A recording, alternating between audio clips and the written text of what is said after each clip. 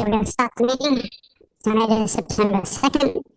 Board of Selectmen regular meeting. We'll start with the Pledge of Allegiance.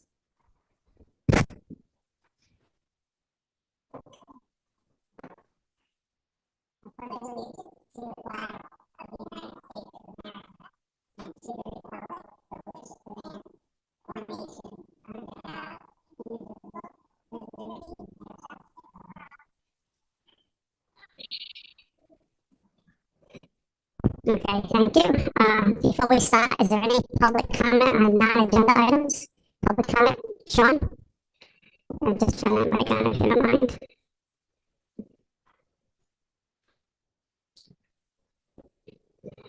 I'll make this quick because you can see I have some presentation stuff on the agenda. I have a question and a couple of comments, and it has to do with the town-owned property at the end of Starlight Lane that's been discussed at previous meetings. Question I have for the selectmen: has the board of selectmen or the town in some way determined how much of that property is no longer needed by the town? I have not taken it back to the selectmen yet. We did take it off the agenda for the planning and zoning meeting. At this time, you sent an FOI, raised a lot of questions that made sense to discuss and get more information before we move forward. So the selectmen will have it on an agenda prior. Yes, because we have to answer the questions first. So what I believe we voted on wasn't all. We didn't have enough information. Okay. Yeah, I sort of agree that. Well, I think the selectmen should determine how much that property, part of it, all of it, or whatever, that is access to the needs of the town. Because there was two scenarios that were going to planning and zoning for that 8-24, and neither of them included what could be the whole parcel. Neither of them had road frontage on it, so it sort of restricts the general public from having any interest in the property. So, as far as the town should be trying to get this, obviously, want to get the most value out of it, but yet there's no frontage offered. So there would be anyone that would bid on it would, other than the person that brought it forward, Townsend. They're the only ones that could access it. And in fact, there was two scenarios: a small piece in the back and then a larger piece. Neither of those plans included where they have created their front lawn on town property and where their driveway comes out onto the road. So that wouldn't correct that issue that they've taken over with their front yard on town property, and they've never had an easement from the town across that. So if you were considering this, I would hope that if you, I don't wish that any of it gets sold. I wish it stayed in conservation.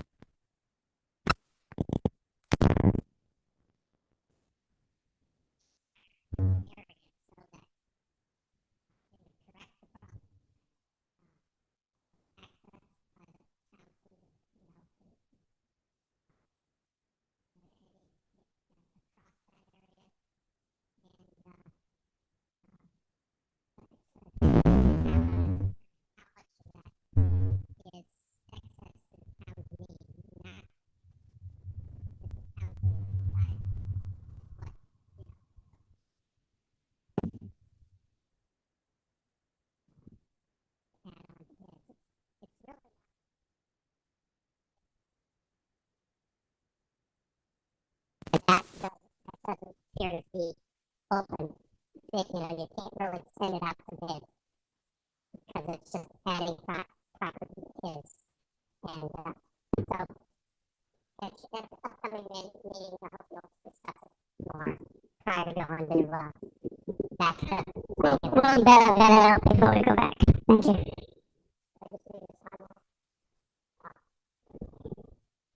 Bob, is there something we need to rescind? Because you stopped it as, I rescinded the planning and zoning bill. I know, but it, as a board, we voted to send that forward.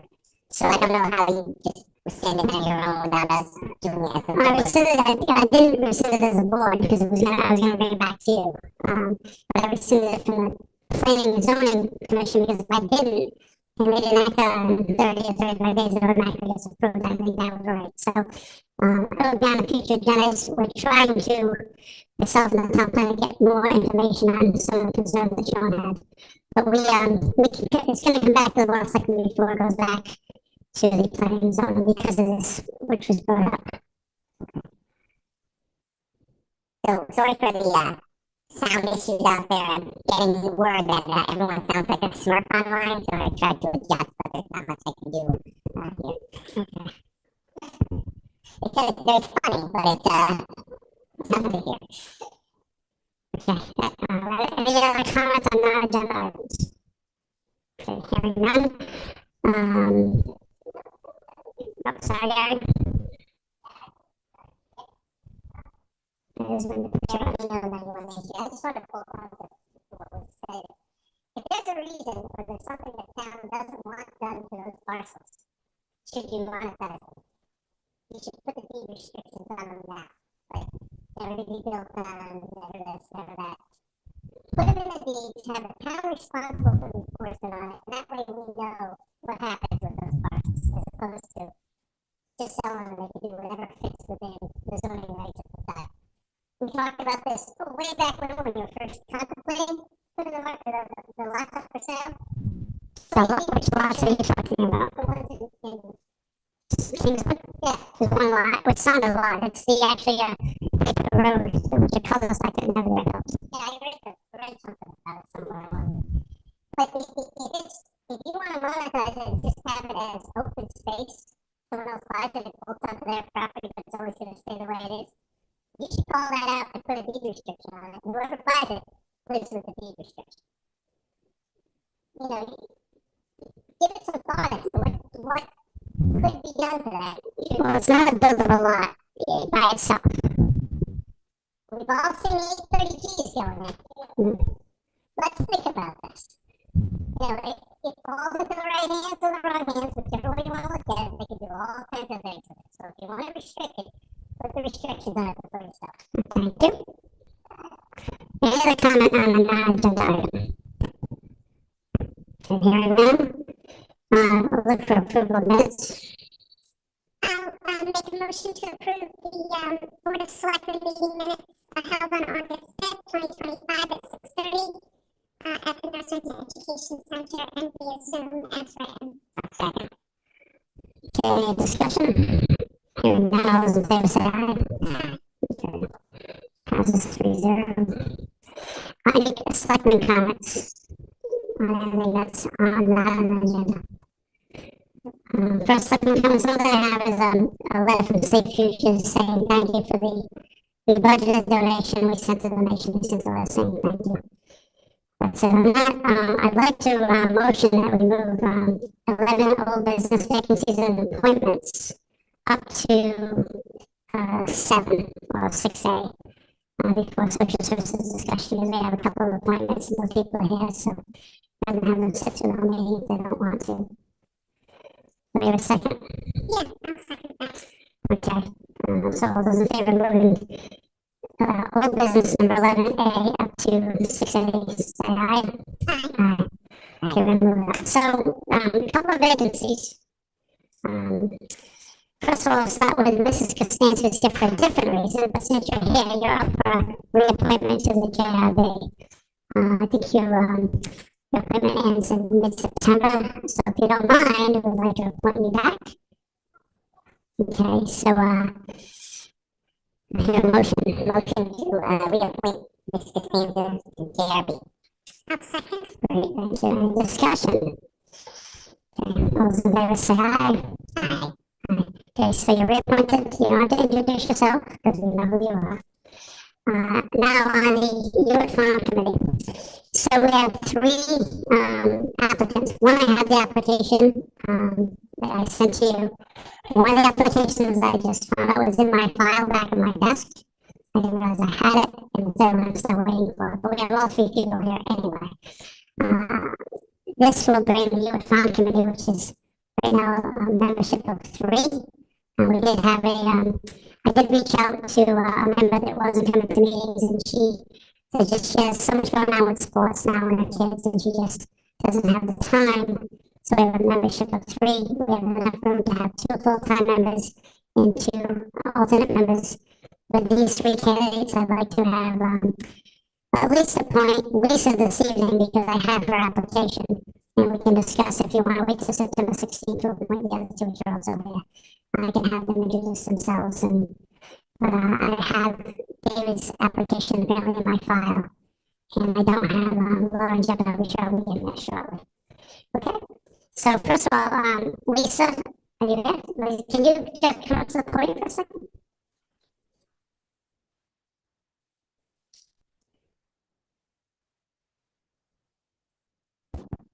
So this is Hi, Lisa. So this is Lisa Mancini, and he's was at the last Unit Farm Committee. You probably saw it on social media. I put a all call board out to try to get some members.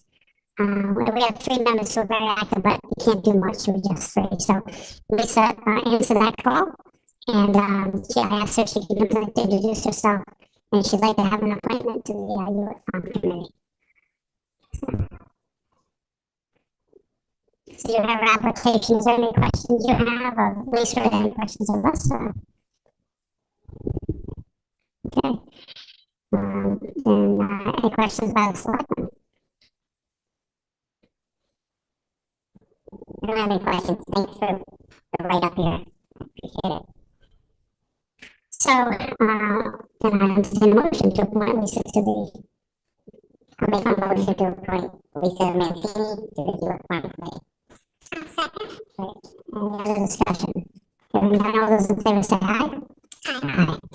So, congratulations. So what you need to do, if you can, I think the next meeting is the 22nd, I believe. I think Tim sent out a memo. If you could go, sometime in your committees, go to the town hall, go to the town clerk's office. Antoinette is there, and she'll take about 2 minutes to swear you in. And then you're eligible to vote on things because you're an official at that point. Thank you. Thanks for coming. And then when we don't, the board that asked, I think actually Brett asked a few years ago, we're appointing people, we don't even know who they are. So can they come to the meeting and introduce themselves? And so now we know. So thank you. Now I have two other applicants.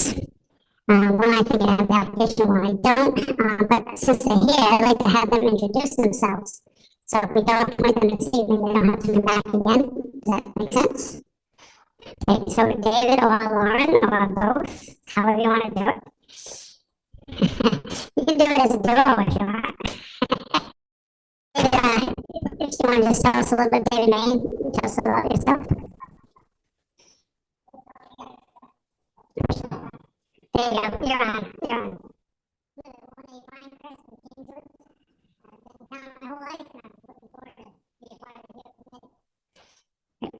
Actually, David is employed by Post and Bean Building in Rhode Island and does a lot of woodworking. So, again, if we don't, because I don't have the application, if I don't approve him this evening, we do have a meeting before the next Unit Farm Committee meeting, and I won't ask David to come back for that because we're meeting him this evening. So, yeah, I have no problem. I'll make a motion to appoint David to the Unit Farm Committee. Okay. Perfect. I met David a few times. It's nice when we have some younger people like Lisa and David and Lauren who we meet in a minute. Thank you for that. All those in favor say aye. Aye. Okay, so you've read the instructions. When you get a chance, go back and see Antoinette at the town hall. Your convenience to like take 2 minutes and that's where you're in. Thank you, Lauren Swanson. Okay, Lauren I've known since Because my son Nita went to school with her and she was like, well, this too old. So. My Maddie graduated with her. I said this. Mighty but powerful. So Lauren also came to the last meeting and showed a lot of interest in and you know her, I know her, right? You know Lauren? I've met Lauren as well before. She's always smiling, that's all I can say. That's one of the things I can always say. So that's one of the things she'll bring to that board is a positive attitude. That's a perfect board to bring this to. Lauren, any questions of us? Okay, do you want to also approve Lauren this time? Just send me the application when you get a chance, okay? That's better. I'll make a motion to appoint Lauren to the youth committee. I'll second. Okay, all those in favor say aye. Aye. Alright, so it's the infinite. Now there's one thing, we have room for 2 full-time members and 1 alternate. So what I'll probably do is I'm gonna make these for a full-time member because she applied first. And all an alternate does is you're there and you can discuss everything that everyone else discussed. When it comes time for a vote, the alternate doesn't vote. The full-time person does. However, if everyone's not there, then you get seated and then you have a vote. So, does it matter which one we appoint? Lauren, David, so, who wants to be full-time? Okay. Full-time, alternate, okay? Thank you so much. Just a warning, Brian might hit you up about which rules that you let while you're in the audience. See him over there. I think that's fine, Brian, too. It's fine with these people on. I'm so proud of you guys. Thank you. Thanks for stepping up. Okay. That was the fun Other part. boards and committees searches. So How you get started? we did ask you to come early, and we did this early, we moved it, so sit through as much of the meeting as you like, but no apologies if you get up and say, okay, perfect. So next, social services discussion, so just something we spoke about for the first time at our last meeting, that we know there's gonna be some change when it comes to social services and family services in our town. Teresa Pence, who's fabulous, is our senior center director and our agent for the elderly, and she's told us she's gonna retire around February or March. And I hate to wait till the last minute to figure out something, so why not start now so we can hit the ground running after she retires? And during the budget season, there was a lot of discussion about how we handle social services, and the town should be doing things more than we do now. It's a little spread out between the senior center and, which is both a social and a agent for the elderly situation. We have a food pantry that's wonderfully run by Mrs. Costanza and her husband. We have a giving closet, which is Sarah happens to be here, that's run by Sarah. So there's a lot of things we do, but they're kind of spread out, and it's not always easy to come to one spot and figure out what we can offer a family or a senior citizen who needs something. So we're trying to revamp that a bit, and I told the board of selectmen there was 2 or 3 people I had to invite to a meeting and kind of give us their experts on this, and we are not. So I thought we'd start with Linda Costanza, who gave so much to the town and her background, and give us an idea if she was doing this, if she was sitting here, what she would like to see. I also have the first select woman of Griswold, who for 20 years ran their senior services.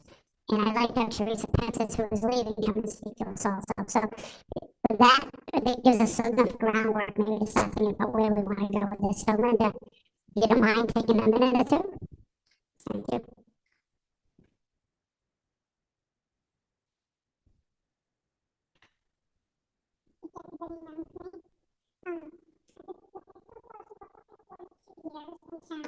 And prior to that, I worked for several years in social services. When I lived in town all my life, and when I started working as a social worker in the school system here, the town did have a professional office or case manager, whatever you want to call it, for social services in the town hall. He was professionally trained, answered directly to the selectmen, and handled any kind of crisis that was in town.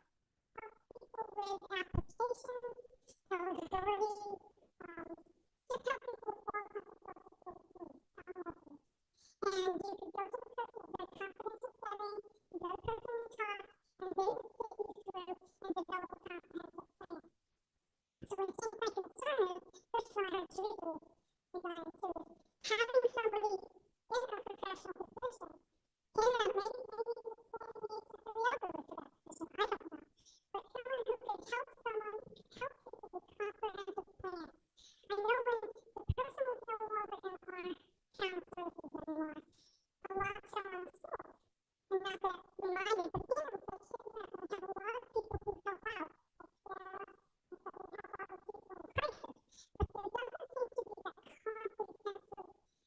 long-term service where people can sit and meet with somebody, look at what the crisis is, and develop a plan that's long-term for them. And then hook them up with the different services in this town or in other towns, help them with applications. A lot of people don't know how to fill out applications, or they're intimidated. And when they're in crisis, it's hard to think. It's really hard to think. We've had fires in town. The school has kind of taken on, we took on a lot of the organizations to help the families who lost their homes. We've had people who have lost their homes. And I know I think the Selectman has been great about helping those families. But I think it's really important to consider putting someone back in the town services that would work with these families professionally, that would counseling for them, as well as helping them develop something more long-term for them to help them with their future as they face crisis. And that was my exact question. So do you know where that ended?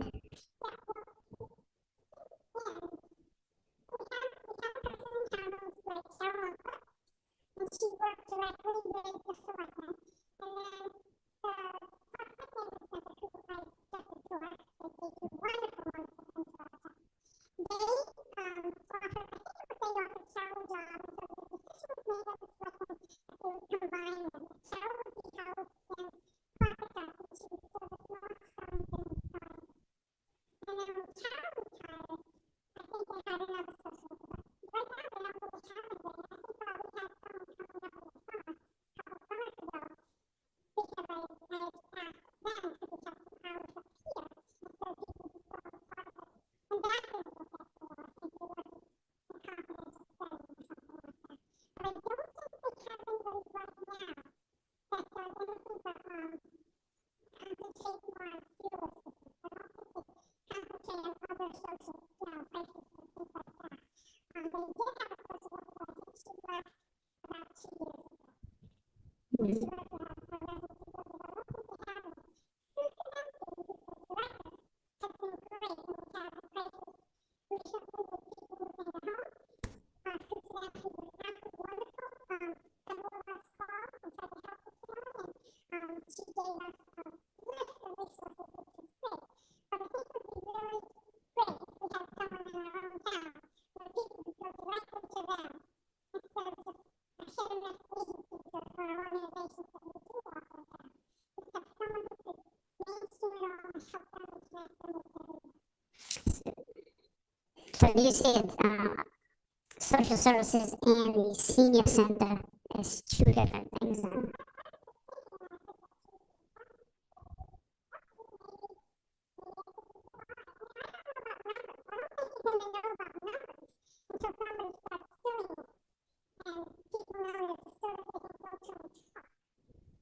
Someone to get information about filling out forms or what they're eligible for things when there's a crisis. But maybe that position could be expanded to people for the elderly / human resources social services for the town of Boston. I don't know. And Trees would already be busy. I don't know. Trees won't do that.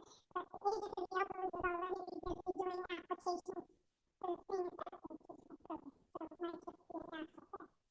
But I'm thinking somebody professionally trained to do all that would know what services are available, what government programs are available for people, what they're eligible for, how to go about filling out applications, where to submit them, all of that.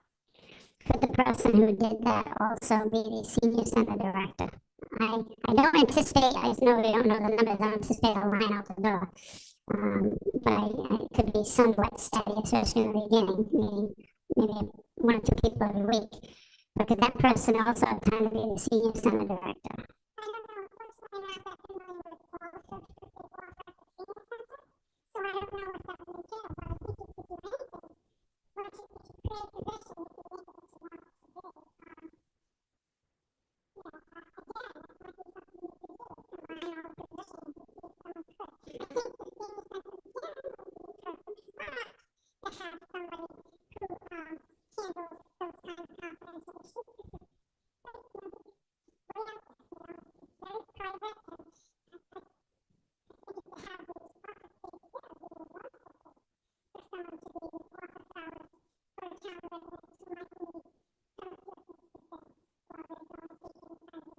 what would your thoughts be if we took the social part of it, the lunches, the dinners, the field trips, and so on, and just a thought, because I know sometimes do this, move that to the rec department and have them handle the social part, and then the senior center handles social services and the senior center. So is that, do you have any experience with that or any thoughts on that?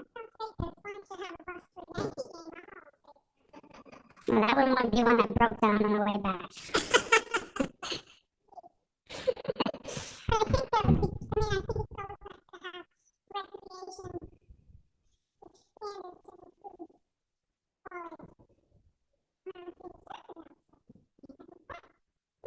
I think because we don't have anything in place, I don't think that we have a good grasp on what the need is. And if I've learned one thing from you and you, Sarah, that there's a lot more people and families out there than we think that are in need.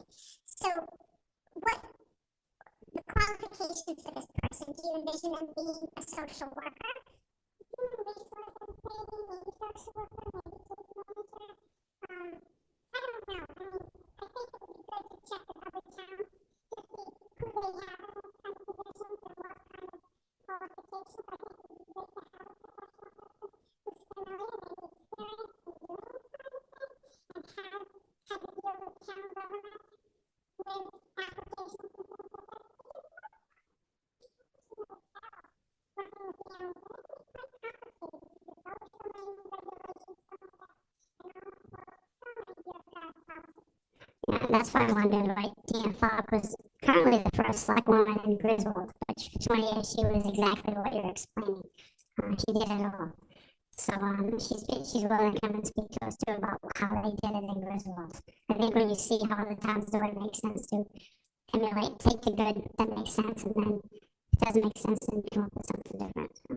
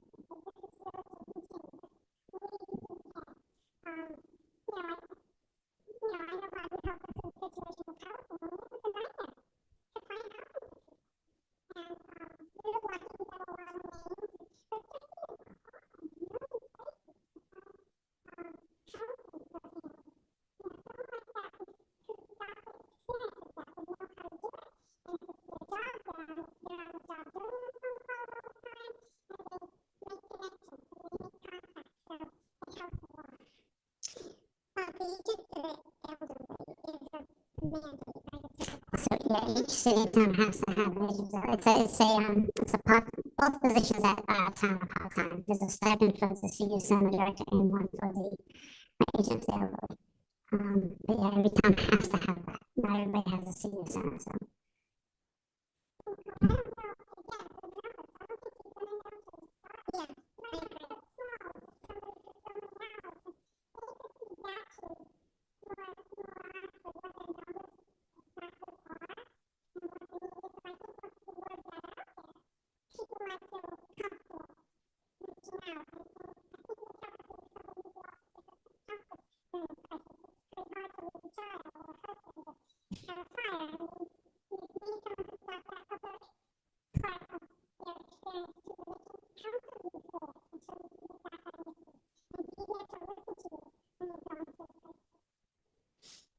Right. No, this is wonderful, and I know over the years, Tommy, you always have stressed the privacy part of it and why some people don't come forward. So we do have to make sure that what we do, where we have it, has those capabilities of privacy. And I think you're spot on with understanding the process and knowing the different organizations that specialize in different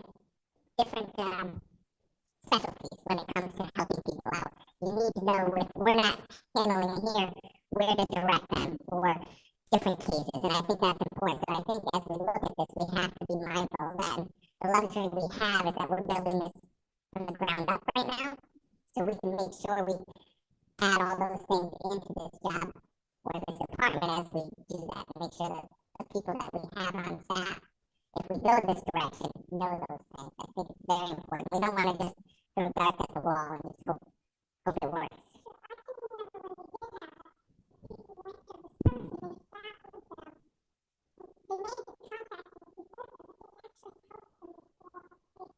Mm.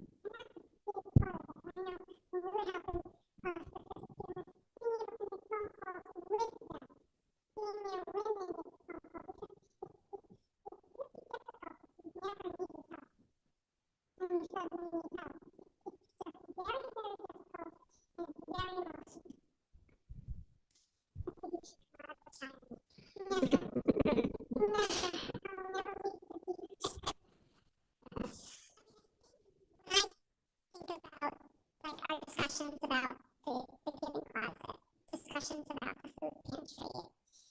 Not that I'm suggesting that this person might be over those things, but if we could figure out a way to incorporate them all in together at the end of the day, I think that to me even as an easy to get hold of resource that we have. People come in and don't know that we have a giving closet or a food pantry. Maybe just even a direct, just like Pocket Neighborhood. And then we have multiple organizations that we contribute to in our budget. One of like Safe Futures and Always Home, and some knows about all the contacts, the phone numbers, who does what. There's the Arc and Knowledge. So we contribute in our budget to some of these, but we don't really know what they're all doing and how they're helping out Somerton. So I think it's, as you said, it's a way to get information, a way to direct someone who's in chaos, crisis mode. How do we do this? And whoever the person is helping them there, it's going to be wonderful because they need somebody. They just say, help me, I need help. So the privacy part, Sue Sadesky was the one coming from Porkerney. She did sit up in the town hall, and then she found there was no one coming because they felt everyone that walks in town hall, everyone knows everybody. So she went to the library and they kind of tried to hide her around the corner. Still, it wasn't privacy. So if we did do this, we have the perfect spot. I mean, the senior center is somewhere you drive back there, you don't even see the car. So you can say, I wonder why that person's car is parked at the senior center. Let you drive back there yourself. So we have a good location. It's actually a beautiful building. It's got a full kitchen. There's things we can do there. And Linda, if you don't mind, we'll probably tap into that brain of yours on a number of times between now and December. I appreciate you coming this evening.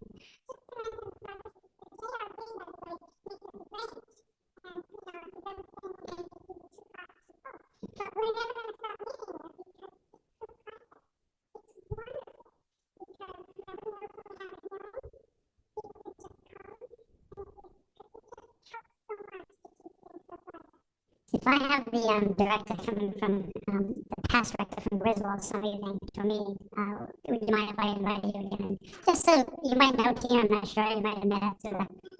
But yeah, she's willing to do it. And everyone from that area thinks it's wonderful what she did there. Now she's a very select woman, so she had to back away from some of that. But oh, we definitely will. I think we heard enough during budget season that this was the direction we needed to go. So. And I think when we discuss it, I think we also need to be clear that it's not going to take away, or it might take away a little bit, but what we donate to when it comes to some of these organizations, because we'll still need all those organizations to help our people as they get direction on where to go. So I know some of the, during that budget discussion, it says, okay, well, if we do this and we get rid of all these donations to these different groups, and I don't think that works. No, I agree, but most of these, not most, all these organizations are experts at what they do, correct? And we can't be experts in all those fields, but we can tap into expertise, right? So I agree with you. It's not one replacing the other. It's just actually something that would enhance what we already have. Yeah, and I think until you made the comment, in my mind, I thought, oh, okay, like we gotta fund the entire, full-time FTE of social worker, and what is that gonna be in a budget that is so incredibly tight right now? But I liked your comment that we could start off with a couple of days a week and see how it builds, and then make the case later on versus buying into a full-time 40-hour social work position. I'm creating a position. I think when Teresa speaks to us and she's part-time, although she works a lot more hours than we don't pay her for because she doesn't tell us what she's doing. But I think when she comes, she can tell us all her duties at the senior center, what they were, and how much could she add on of this. She has the age of the elderly, but this is an additional piece. So I asked Mrs. Sandra, I'm sure.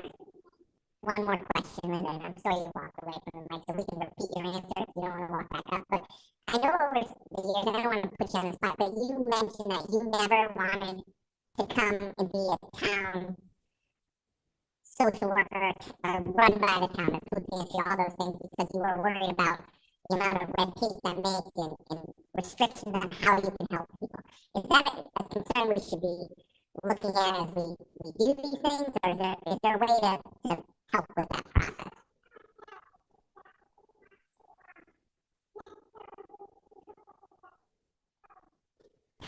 okay.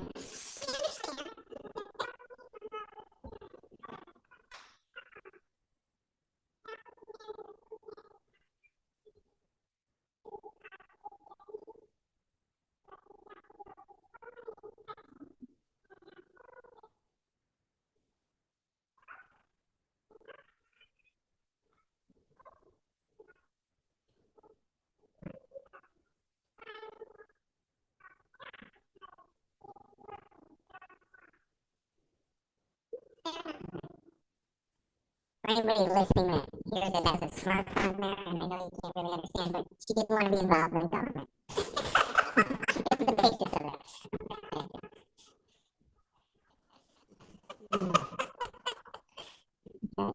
Is there any, are you reeled on this one? Is there any comment from anyone in the audience that would like to make any comment on what we spoke? This is going to be an ongoing discussion from now until February.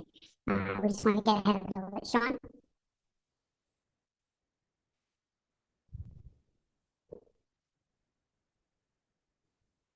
I wanted to say that this building might be a good location, being next to the giving closet, being next to the food pantry. The senior center office, the walls don't even come all the way to the ceiling. You have people that are at events there that are, constantly pester folks in the office. Teresa doesn't really have any way to get away from those groups that are going on, aerobics and I don't know how many different things, knitting and all that stuff, quilting, the different groups that are in there. I think it also be a good idea to get away from them as well. But this building might be a better location. Thank you. Anyone else? Brian.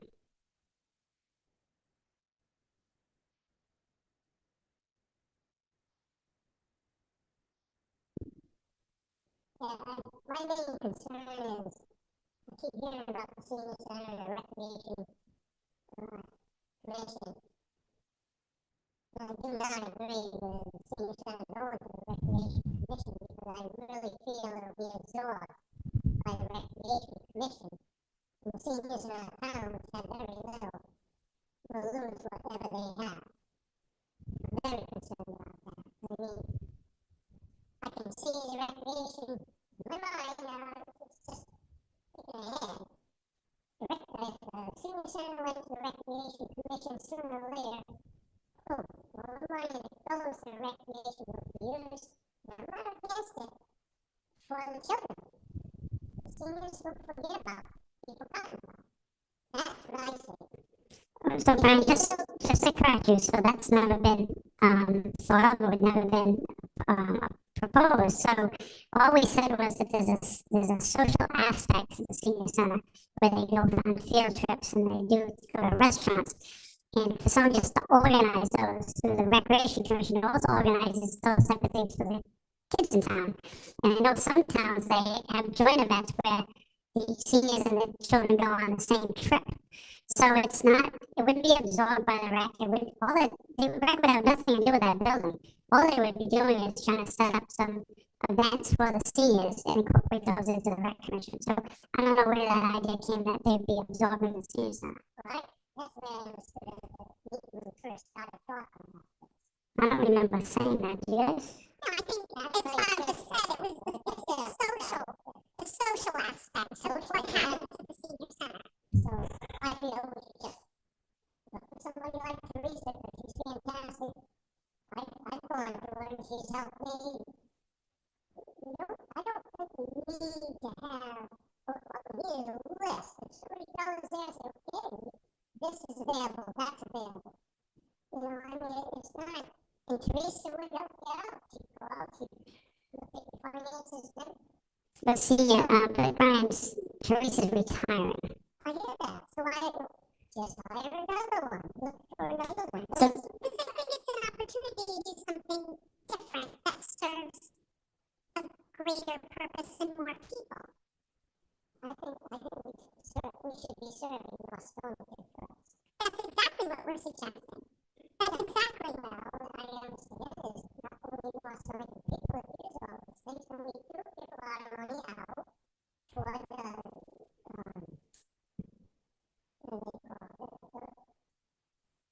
I thought neighborhoods. Alright?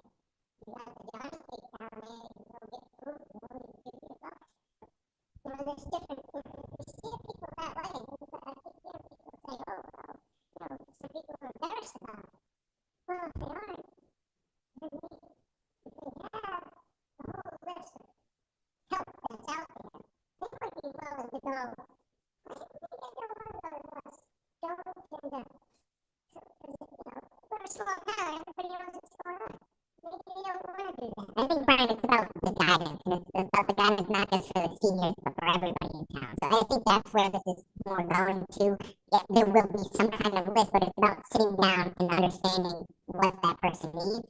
And I understand your point about Teresa, but she's just really helping the seniors now, and this is more about helping others that are in need with the same guidance. Not taking away from senior work, but opening it up a little bit more. Well, that's what I'm saying. We do have the park, and we said we can get a lot of money.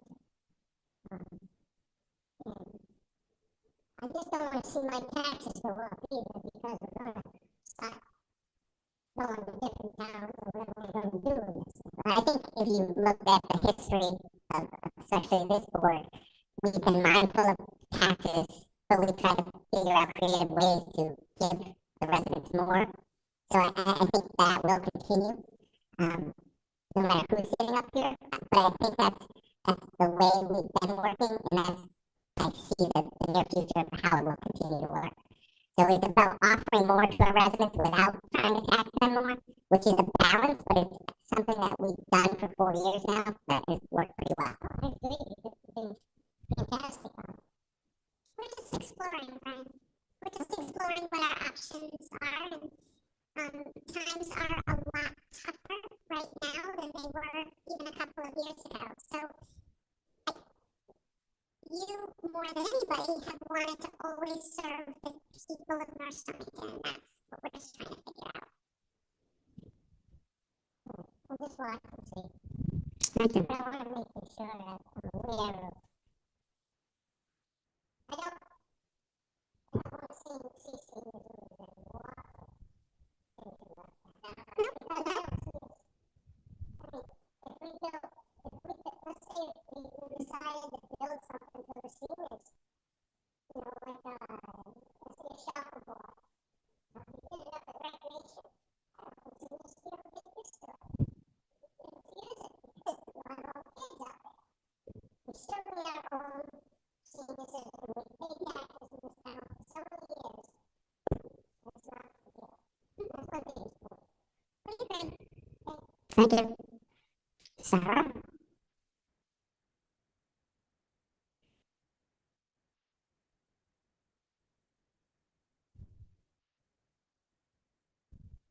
So just introduce yourself and what you do. Okay. Hi, Sarah Valencourt. I run the Giving Plaza in town. I just wanted to say thank you so much for exploring this avenue. This past year has been very brutal for a lot of Bostonians and citizens. I'm available to offer you any help or guidance that you may need going forward. I've learned a lot in the past year, so please, if you have any questions, please reach out and let me know. But I'm going to keep hope that something comes through for the citizens that are not just seniors, but also keeping the seniors obviously involved. And as this is on our agenda, as we have people coming to speak, by all means, come to all those meetings and if when you can add or learn, because we're going to be mostly in the learning part, not the adding part. But It's a lot to learn, but there are a lot of services, and I feel very strongly that North Burlington needs whether it's like Ms. Castillo said, a small part-time something or other, just to get people to know that we do have these services. as Linda said, when you're in a crisis, you don't want to just hand them a list and say, here's your list. No, They want to talk to someone, they want someone to direct them. absolutely. So, They freeze and they cannot make calls on themselves, and if they do not understand what they're hearing being back. So, yeah, somebody that is able to provide these services for them is a huge need. this is, I'm sorry. No, I was just going to say, I don't want to speak for Bob and Brett, but during budget season, hearing all the testimony and the people that came forward and what the Giving Plaza is doing for residents, I think it made me much more aware, and I think Bob and Brett as well, that when this opportunity came up to kind of explore a different way to handle social services in West Stonington, it, for me, just seemed like, and I think them as well, just seemed like the best time to rethink how we're handling our own residents. I mean, if Teresa wasn't retiring, this probably wouldn't be happening now. Everything happens for But it's, and why not get on at 6 to 7 months early? I You agree, know, so, now is the time for Okay. sure. So, thank you. I'm here if you need any. Thank you. Thank you. Any other comment? Yes. How are you?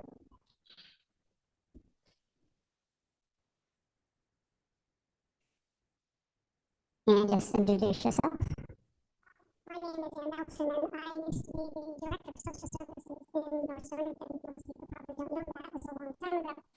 However, one of the things that I thought was important with Linda, because we spent a lot of time talking and working on people's problems, I think it's really crucial that you have somebody in that position that can privately handle all the concerns that people have. The state system is extremely complicated. Everything is very complicated, and sometimes people do not have the ability to make the calls themselves, or they might not understand. So that's really an important thing to do. The other thing with the recreation department in Ledyard, for example, their recreation department handles the food services and all the travel programs for the seniors, and it works quite effectively. They have a separate social services, but the town also handles, the recreation department handles the senior services, and it works out really well. The seniors are very pleased with all those programs that they have with the recreation department, so it can be done. Yeah, I think that it's important with people considering a lot of changes that are coming down. It's important to have somebody who's experienced, who's worked in the field, who understands how the process works. So, in essence, you're giving people a hand when they need it and getting the services. And they can be everything. I handle funerals.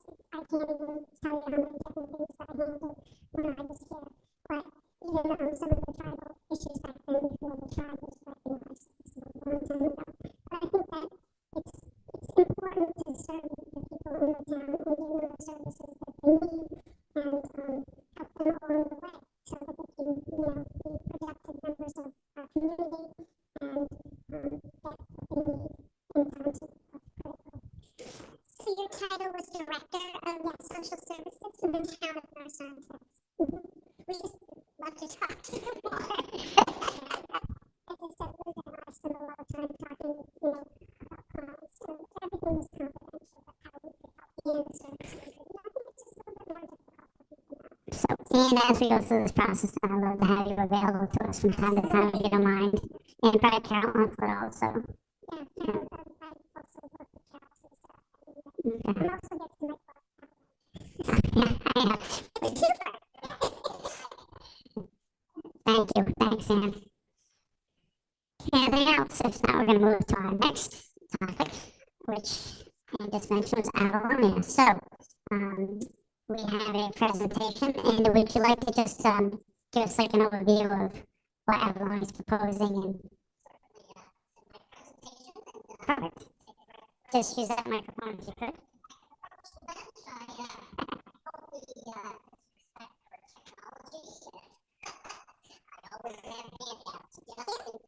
Thank you.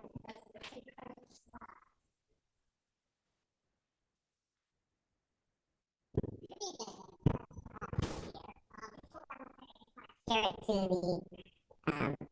online.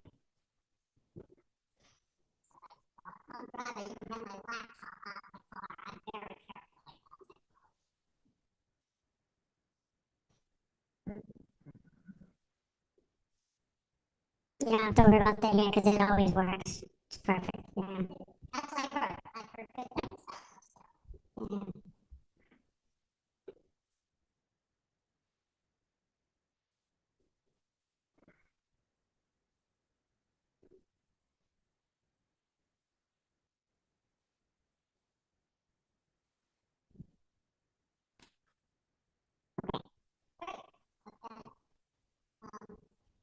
Introduce myself if I could. Dick Barnett. I've been out on here for about 15 years now as a volunteer. So I'm board currently. I also run the development committee, standing committee, which is never-ending search for money. And I happen to be the Griswold Town Chair.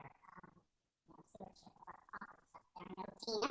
I've darkened her door, talking about money and our properties up there in the past. And I thought to give you a little bit of background about Avalonia. We got started actually Morristown, our first town. So we're in about 10 towns now. We're in Newfoundland County, so about our turf. That started in 1968, so we've been around for quite a while. We are a strong organization. We are a regional land trust, which is a little bit different. It's not a little county land trust, but we actually serve a region. And I think that gives us a lot of strength. In fact, we're at the late stages of merging a couple other town land trusts in London County into Avalonia. They get a lot of benefits as far as our admin support. We are certified by the Land Trust Alliance, and our history doing this, huge volunteer base that supports everything we do. What I'd like to talk to you about tonight is go through a little bit of Avalonia background, but in specific, I'd like to talk to you about state property, 51 Babcock Road, that we are looking to acquire and add to existing properties that we have out there, quite extensive. We, through London County, have over 100 properties. We added to them. We did very well this year. Went to the state, their open space program with 6 applications for various open space properties we were looking to acquire, and we got all 6 of those awarded. The state has been very, very supportive of our acquisition of open space and stewardship of open space. Next slide, please. This is really busy here, and you can't read it. I can't read it either, but basically a pie chart. The green is what we call fee simple properties, the properties outright. I believe the blue is conservation easements. We do not own those properties, but we enter into agreements with a landowner that wants to preserve property and yet maybe a tax break. And essentially it's a contract on what they can and cannot do with the property, and to preserve it as valuable open space. So there might be restrictions on timbering, certainly restrictions on building stuff and all that. The orange and red and I guess it's magenta, whatever that is, those are up and coming acquisitions that we're working on. We have an acquisition that's very, very active, and stuff in the pipeline as we try to raise money to acquire properties. What we think are strategically important properties for their ecological value, open space value in London County. Next slide. And I start running too long, someone put me in a headlock and driving me right here in the back lawn. This is actually down more woods and rotten, did a major farm, did a lot of restoration on the property, returning it to what's called an old field bird habitat, and we continue to maintain it to this day. So we do not own big equipment like that, but we do occasionally contract to have major work has to be done.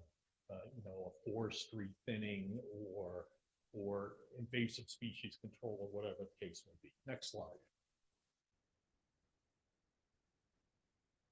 And we're out there, do lots of volunteer stuff, education. We have trails. All of our properties, with the exception of the conservation easements, which are private properties, all of our properties are open to the public.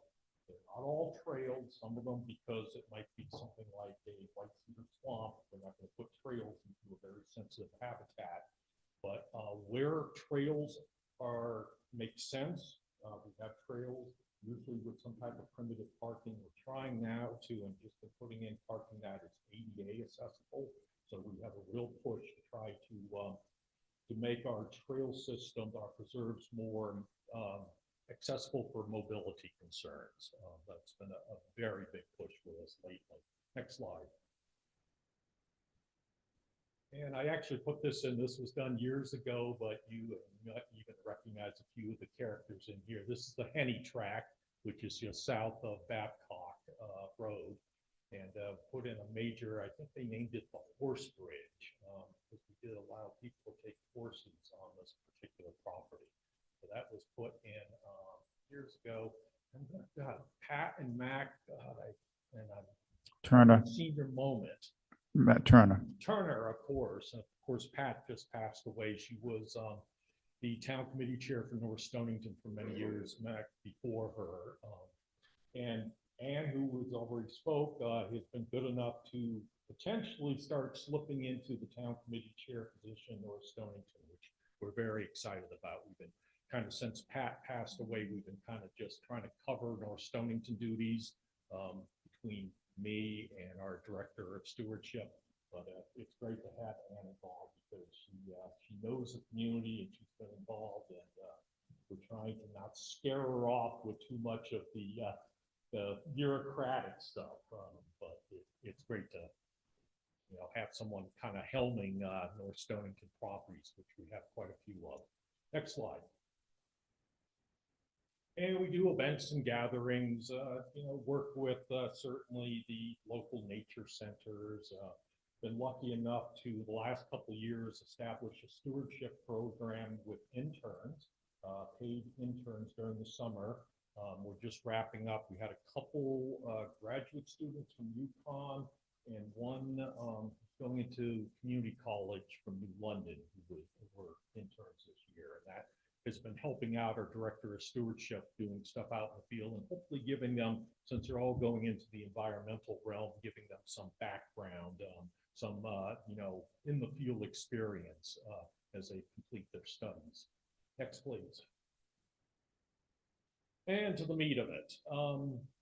And this is a little bit busy, but you see the green there, northern part of the green up by Ruderman, if I'm pronouncing that road correctly, is the Aerosmith property that came to us about, 25 years ago. Just south in the lower part of the hourglass there is the Babcock property. And those two are interconnected with that. You can see the blue and yellow trails there. We have trailhead parking up on Ruderman. It's very primitive, and another parking area down on Babcock. What we are looking for, we were approached by Gary Kincaid and said that he would like to potentially sell a good part of his property to Avalonia. He's enjoyed it for many years. He has all types of trails, and it's really, he has maintained it very nicely. And he's looking to give us, of the 128 acres, we're still working on the lines here, but he's looking to carve out his house and the buildings, the barn and all that, for him, and I guess he's got 3 sons, I believe, maybe 2 sons, and the rest of it would come to us, and that's what you're seeing in. If you can follow the red line around there, that is essentially the perimeter of the Kincaid property. It will have some access down for Ruderman there. We've also proposed to the state that we will put in an ADA accessible parking spot somewhere down on Babcock. Just barely see little arrow there. And that actually became, I applied one of our OSWA applications. I actually did the application for this to the state. It was awarded in our favor. We are committed, the state will put essentially what is a lien, or it's like a contract between us and the state with Avalonia, wherever to dissolve, all this property would revert to state control, everything that Avalonia owns. We don't think we're going anywhere, but there is that backup that if the state's going to put money in, one, they want the assurance that it's going to stay as open space because that's what they're funding, open space. And they also want the assurance that there will be reasonable public access. Every one of our properties, once we acquire them, every single property has a property-specific management plan, and it varies. One property might recommend itself for trails, even horseback riding, different types of passive recreation. Another property, we might just say, no, there's threatened endangered species on this property, so we're not going to trail the property. This property here is trailed. Next slide. In fact, I think I could show you some of the landscape out there. Mr. Kincaid has maintained just a wonderful trail system with bridges and fields. And next slide. That's me looking really old and crotchety there in one of the fields. But and we're probably looking to maintain these fields. We do have an agricultural spin to Avalonia. We support, if land comes to us that has been in some type of agricultural use, in this case hay fields, pasture, we'll consider supporting that. And especially maybe with some controls on, we like with fields like this, we like to protect grassland nesting birds during the nesting season, but then maybe hay late in the year or something like that. So though we haven't acquired the property and I haven't written a management plan yet for it, I do anticipate that most of these fields will probably be kept in some type of pasture or for haying purposes. We might even try to work a deal with someone to come in and hay on a regular basis at no cost or something like that. Next slide.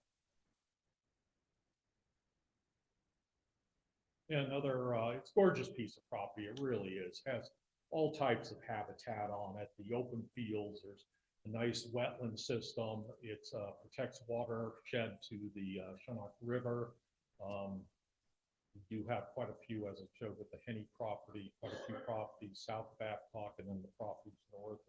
We acquired this, and totaling up all the other properties, probably have about 350 acres of property, open space property, open to the public in this area, which is it's almost like your own mini Bluff Point, where I think I saw I think Bill had some stat that this might be the biggest open space outside of Patchogue, nearby Patchogue Forest, which is huge. Next. And that's just part of the wooded system on the property. This is actually over by Babcock, our Babcock and Arisman preserves, and where the trail system would tie in to the Kincaid property if we acquire it. Next slide. And I'm not going to read all these off, but these are some of the important things that we sold or tried to sell to the state and bought. Water protection, especially for the Chinook River. Wildlife habitat, very diverse out there, deer, turkey, and everything under the sun. A lot of great bird habitat. Forest and meadow conservation, have a forestry plan, and we, as I said, probably maintain the meadows as in some type of open grassland.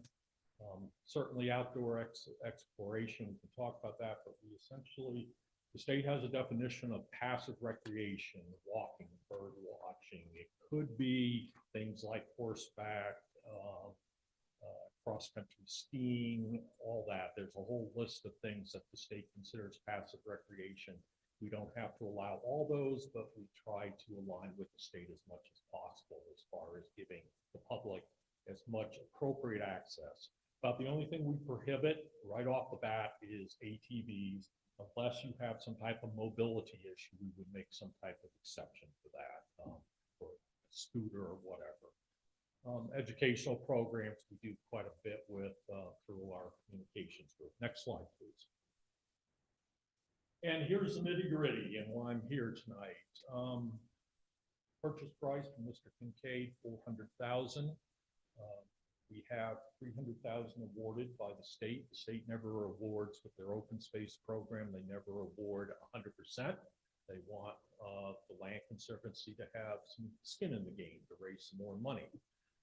I am coming to you tonight and asking for Avalonia that you might consider from your open space conservation funding. I think it's also called acquisition fund or something.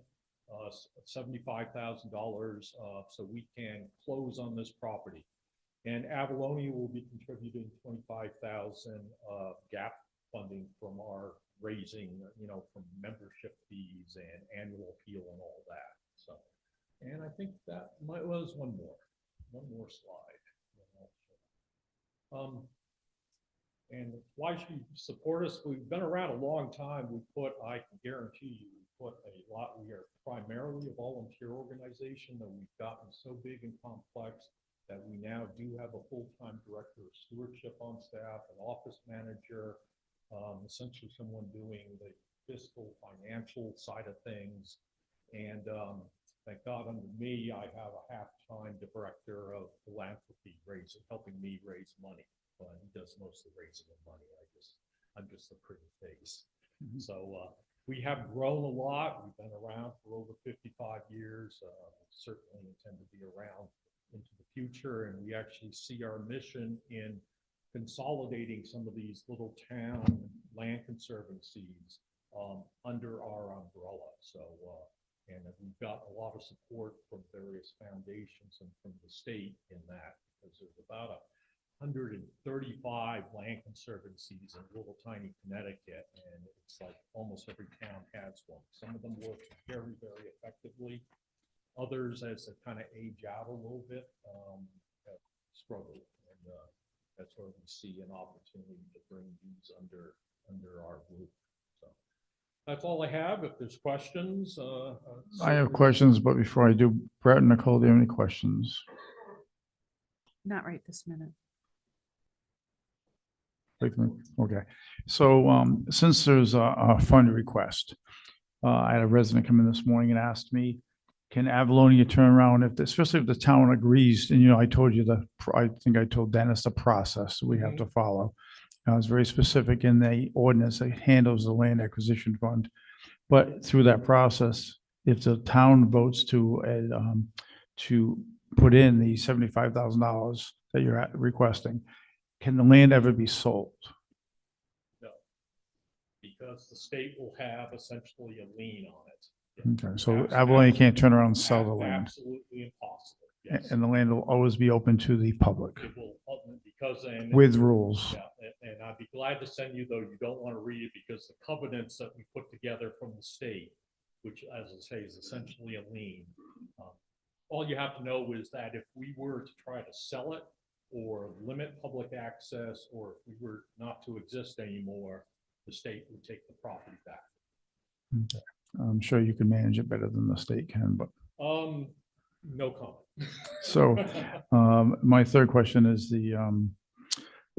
I know you said we might do this, we might do that. Is there a group within your organization that comes up with a plan for each property, and has there been a plan developed for this one yet? We have not, because we haven't acquired the property. We don't put the effort in putting together a management plan, which is fairly detailed, though I can see. I do a lot of the management plans. I'm not quite sure why that is, but it ends up on my desk or with Toby, our director of stewardship. If you have specific questions, I can make educated guesses on what we'd allow out there. Certainly, it's going to be trailed. There's going to be public access. There's going to be the parking area put in. We committed to all those things with the state. I would say the only passive uses that we really look carefully at would be things like horseback riding and mountain biking.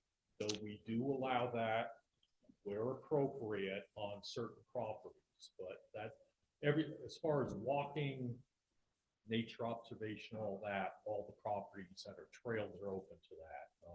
We look very carefully just because horses and mountain bikes and pedestrians on a trail don't always mix very well. We do have a property in Ledyard where just because property came to us with very wide, like timber roads, dirt roads, that we allow mountain biking on. How do you manage dogs? On leashes, not on leashes? Generally, almost, 100% they're supposed to be on leashes. We battle this all the time, as you can imagine. We can. Go out and people let their dogs off the leash, and that's because their dog is perfectly behaved and all that. But we require dogs to be on leashes. We require owners to please pick up after their dogs. We have 1 or 2 properties that were donated to us. There's actually one here in North Stonington where the donor said, no dogs. This is bird habitat. I'll give you this property, Avalonia, but you're going to put that stipulation in. I would anticipate with this property, we will allow dogs on leashes. Okay. Questions? So I'm glad this came before us now because I know it's been out there and we talked about it October-ish, I think. Is that when we first started hearing about it? And I know this is something Nita would have loved, right? So that brings me to my next point. You really might want to think about the horse portion of it because she was very involved with horses. She loved horses, and that's why she had that property. So really think about that as this goes through. I think because it's the Kincaid property, horses kind of go together with it. I know it brings other challenges, but really think about that as you go through this process. And I'll ask the question that always comes to us when we talk about using this fund for Avalonia or any property is, if we weren't to give you or put forward the 75,000, would you still be purchasing the property? And I expected 2 questions. One was the thing about taking it off the tax rolls, which we do. Yeah. I guess I would counter, though accepting that.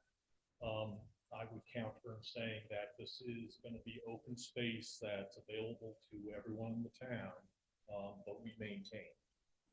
So there's really no town cost. Yes, lose the tax, and I don't know if the Kincaids, if they had it a forestry program. They did. And actually, the taxes the loss isn't that great because the property that Gary's keeping is where the barn and the home and so on, which is the taxable part. The rest was in forestry, and there wasn't a lot of tax on that property anyway. We do charge there is property tax that does go out. We just did this on another piece of property of Avalonia in town. There is property tax. It's just at that minimal forestry type of, so it's not completely tax exempt. So minimal tax loss, and our volunteers, our paid employees maintain the property. We put a small parking access. We go through all town permitting for that, of course, but that's on us to meet the conditions the state has put on us and to put trails in, maintain the trails, keep the fields open, whatever the case may be. As far as what happens if this is turned down, this is kind of plan A right now. I do have, I guess, a plan B, but we would continue to pursue funding for this. We have the big chunk, and what gets us when we go for acquisitions, if we get the state grant, then we're a go to seek the other money. If we don't get the state grant, then it becomes almost impossible to raise this type of money. Right. State grant can be extended year after year. They get a little grouchy up in Hartford if it's like 5 years out and we haven't closed and use the money. But I do have backup foundations. We're making our first appeal here to the town of North Stonington. Give you guys some skin in the game and all that. Hopefully you will consider this an appropriate use of those funds. If you don't, we're not going to just, throw our hands up. We'll move on and put our heads together and figure out in development how we're going to raise the rest of the funding. Well, thanks. I appreciate that honest answer. And I am in favor of moving this forward in some capacity. I don't know if the full dollar amount is where we should land without Do we leaving some remember there. what's in the land? Yeah, acquisition? 77,500. It's what? 77,500. But and we always talk about the land fund saying, we don't want to put extra money in just to have it because it has to go to a town meeting. Bill and I have had this talk many times over the years. But this is something I think that we would utilize this money for, at least partially.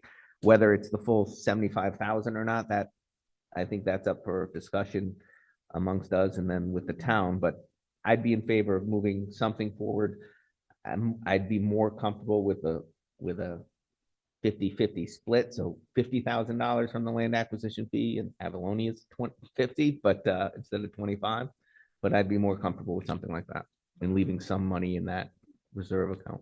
So the argument that we've used on why we don't fund that account more as we used to is, well, if we really needed the money, we go for an appropriation. But if the town needed the land to build a school building or a fire department, or where we say, well, why do we want to keep putting money here? It's already here. There's some money here, but why do we keep funding it when we know we could just get an appropriation if we really, the town knows we need a piece of land for something, we can do that. So that with that same argument is now you've got this opportunity.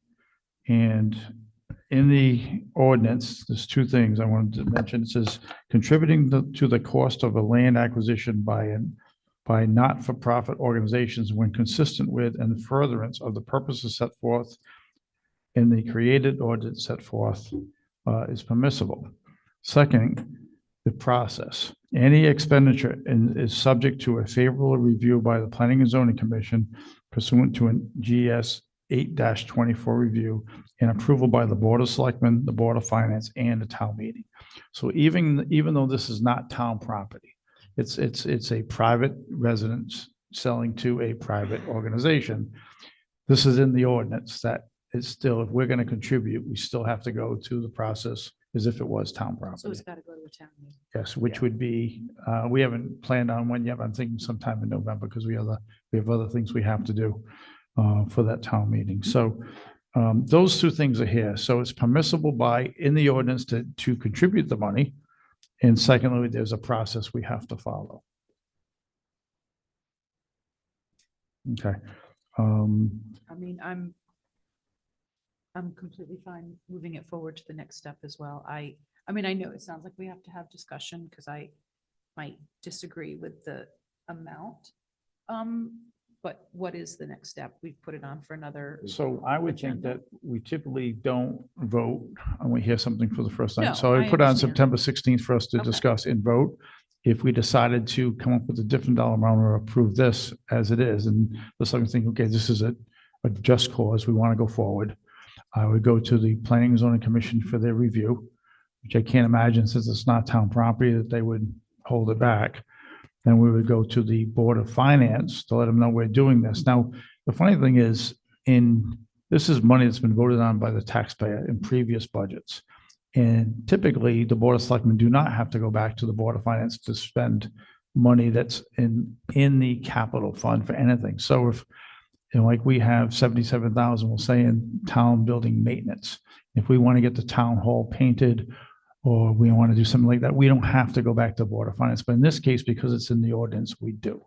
So we'll go back to the Board of Finance, get their response to it. And then we'll go to a town meeting to get the town to decide if they think this is a worthy venture to contribute to. Again, I mentioned that we say that, so this would pretty much empty out the land acquisition fund. But for those that say, well, what if we ever need a piece of land someday to do something? We can use the argument, yes, so we can go to the Board of Finance in the town to get an appropriation for that thing. Do we know the last time we took any money out of the land acquisition? Maybe Bill knows. I do not know. Do you know? Last time we took any money out of the land acquisition fund? Yeah, So Bill's answer was not while he was conservation Did chair. any come out when we bought Hewitt? Did any of that? I'm not sure. Did anyone come out when we bought you at I farm? think, I think that was the last. So Sean saying yes, Bill agrees. And that was like, what, 2007, I guess? And we started replenishing it at a bigger dollar value per year. And then in the last few years, we haven't. We just let it stay. So I don't mind having more of that discussion tonight compared to even delaying. So to me, this isn't the first time we've heard it. We've heard the presentation, but we had a rough dollar amount in October. We've talked about it before. It's got to go through multiple steps along the way. I'm not opposed to processing this evening, but typically you were the one in the past that's always said, let's not do Yeah, it. if it was a brand new until he's in topic. favor. No, when it's a brand new, we've discussed it before. So it's Yeah. Bill presented before.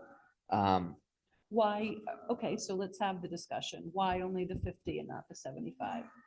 When we haven't touched it since what, 2007, we're thinking? It was around But 2007. we've talked about touching it a little more, and part of it is because it's not just for acquisition, it's also for preservation. So I think of, now we have a fully funded Hewitt Farm Committee. We have things happening that we might need some of that money. And it doesn't drain it completely before the next budget cycle. Leaves 2,000. Leaves 2,000, correct. So that was my initial discussion piece, is it's 50,000. If Avalone puts in the other 50 or they get 25 from somewhere else, then it's a match on that part, and the state's putting in the rest. And it gives us a little money to do preservation work that we know is needed. And we kind of kicked some of that down the road a little bit. But if we start tapping this, then we can tap it, and at budget season, next season, we can replenish some of it for the basic preservation. I just say disagree. The money's there, it hasn't been touched in so long, and if we leave 2,500 or 27,500, it's still not a big chunk of money. It was not much we can do with that.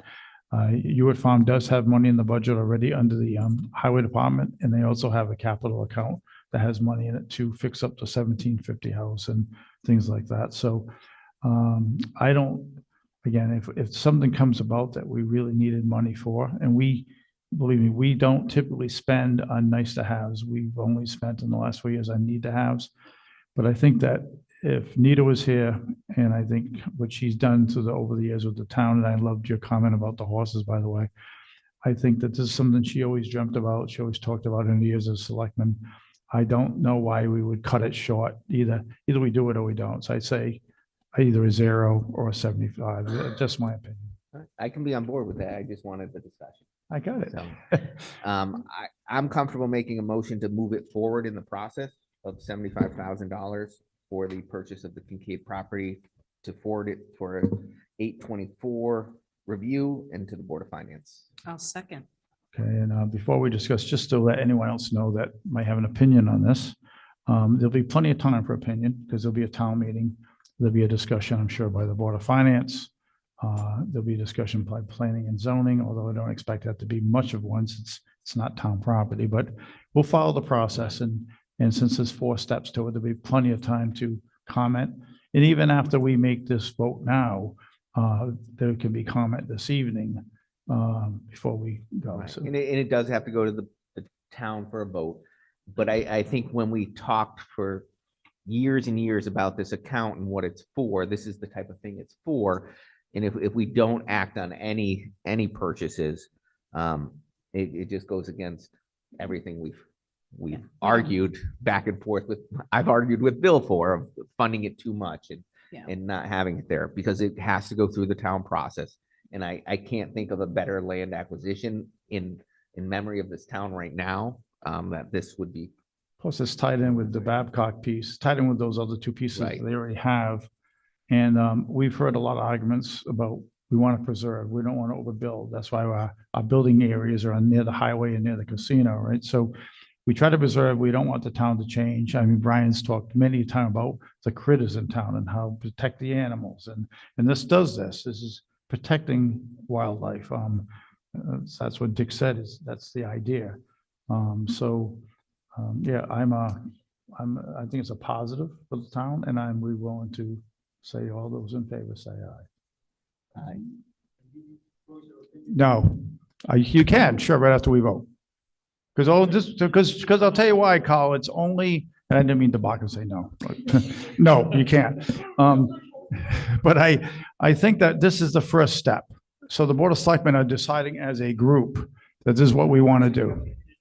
Perfect.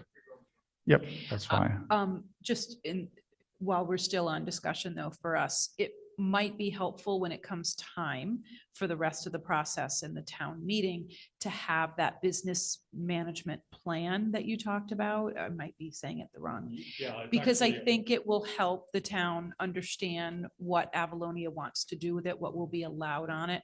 I think it will help in that process that night when we have the town meeting. At least a rough scope of it. I think we could do an abstract of and talk this through in our stewardship committee as far as what we would put into the plan eventually.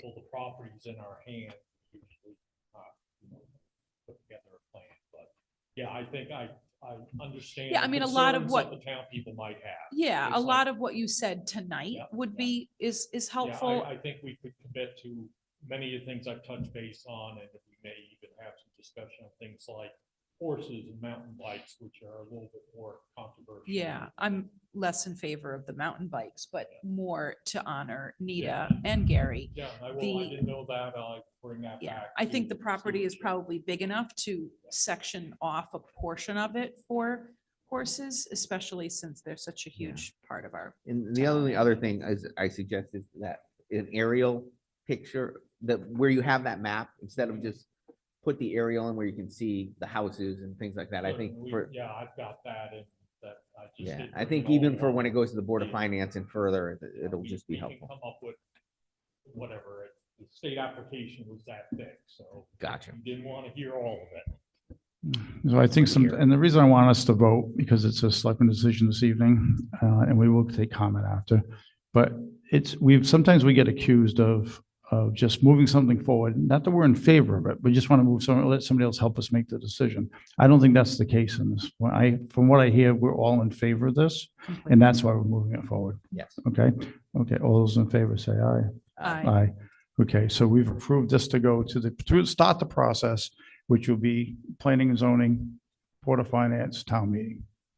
Okay, And whatever we can do to support or present as need be, please just get in touch with me or Dennis or Bill.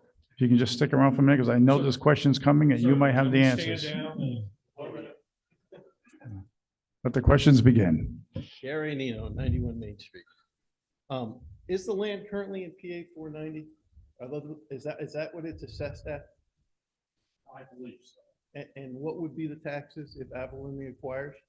We would not be paying that. Didn't you say there's? There's Small. minimal taxes. I know we just taxed a small amount of money.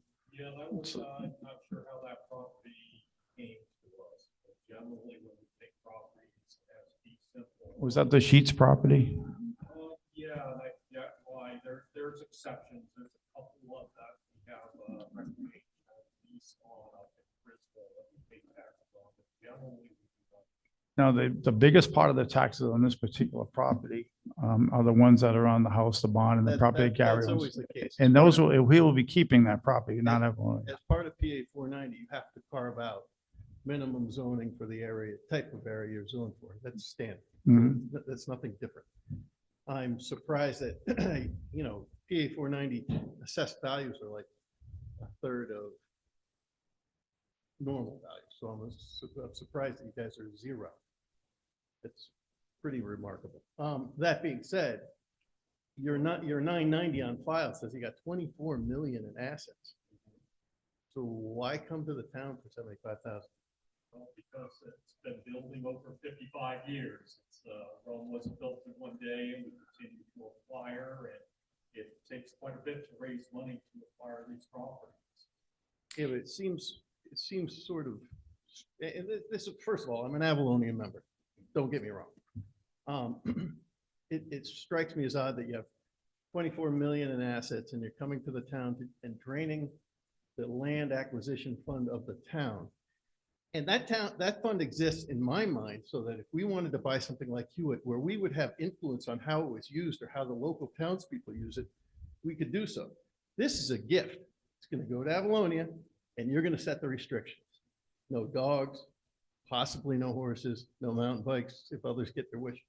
It's really not aligned with the town acquisition fund. No, that's not correct. It's right in the ordinance that we can do this. Read it again. No. What I think what the town envisioned using the money for, not how you can use it. What we envisioned when we set it up. Well, you can read the ordinance. I'm not going to read the whole thing, but Can I just clarify, the 24 million in assets is land that they have acquired? It's not, It's everything. It's whatever is reported. to yeah, the- I to mean, the- but I'm, Not go to a bank it's and not, say we have it's not 24 million $24 sitting in a bank. But you're required by the IRS to file a 990 annually as a 501c3 that says you have this much in assets. Now, how it's broken out, it doesn't really matter. You could make the case to the IRS, we don't really own the land, the state does, but you don't. You claim it as your, No, we own the land. We own the land. that's what I'm saying. So the alternative is we come up with $400,000 to purchase the It Kincaid wasn't property? offered us.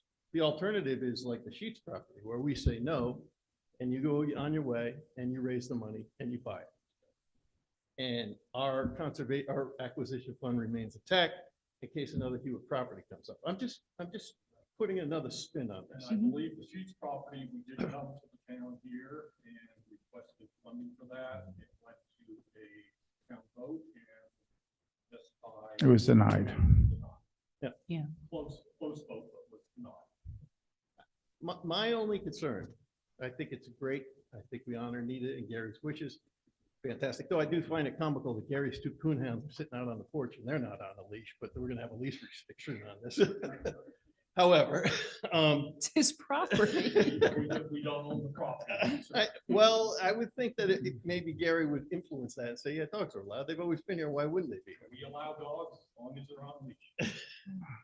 The, where was I going? I've been derailed. It was more about having influence, using the townspeople's money paid into this fund to buy property that the people of the town can use it as they wish, or as you create the restrictions aligned with what the town wishes, as opposed to us just handing the money over and it's now out of our hands. We have zero way to influence how it's used. So I think by contributing, we do have a seat at the table and can help with this decision making because we've contributed. If we don't contribute and they go find the funding somewhere else, then we don't have a seat at the table and they can do pretty much whatever they want, correct? That's not what I heard, Bob. What I heard was somehow it falls on his desk and he figures out the plan. I also heard him say, I'm going to, In compliance with the state grant, which specifies public access. Gary, I also heard him say what he heard from Brett and what he heard from Nicole, he's going to bring back to Avalonia and discuss that. And it's not, I might write the plan, but we have a stewardship committee that needs to approve under our LGA accreditation. And on properties that we acquired, like Hewitt, what's allowed there is vastly different than what's allowed in Avalonia. And Nita had some How influence do on you that. think? 'Cause How the are they so horses- different? Horses in general. I mean, when we got at Hewitt, Nita was a big part of that. She wanted horse access. And we did it.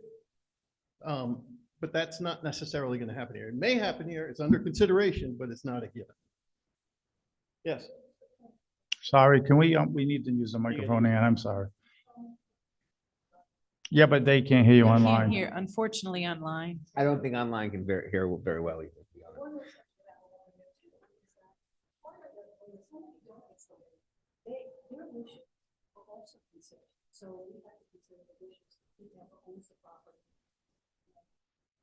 Yes, so this is a little different. This is not a donation, it'd be a purchase with the, of course, the state playing in this one.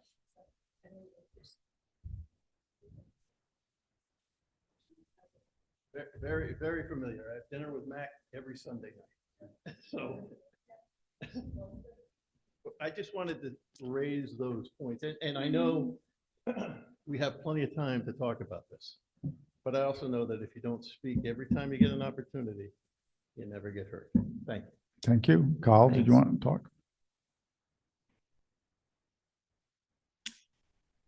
And Dick, I hate to say this, but can you grab one of those microphones? Will it reach that far, or can you use the one that's? Want me to sit there? Yeah, why don't you sit up, just so we can get your No, response? the only thing the Carl Johnston, 8 Woodman Road, was with you guys setting a price and voting on it right now, can that price be changed if other townspeople want to say, want to go 50-50 or make them do the 75 and we do the 25?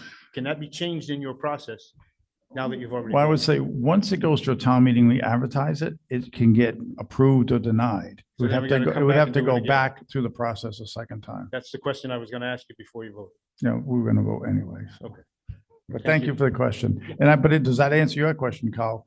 I know we can't, once it's been advertised, we can't change any parameters to a question on the town meeting call. Right, and that's why I was wondering why you would set a price on it and not ask other people for more opinions from all of us, especially when I got to hear it from everybody in town since I'm on the Board of Finance. Yeah. Is why you did that, why you So the did Board that. of Finance will vet this out as I know well, that, planning but and we- zoning, and then come back to the Board of Selectmen before we go to a town meeting. So it could be that the Board of Selectmen have heard so much input. We've done this before. We've Okay. heard, we've changed our minds on a property on Winter Hill Road. Yep. So if we hear a lot of feedback, we can change our minds and send it to a town meeting with a different number.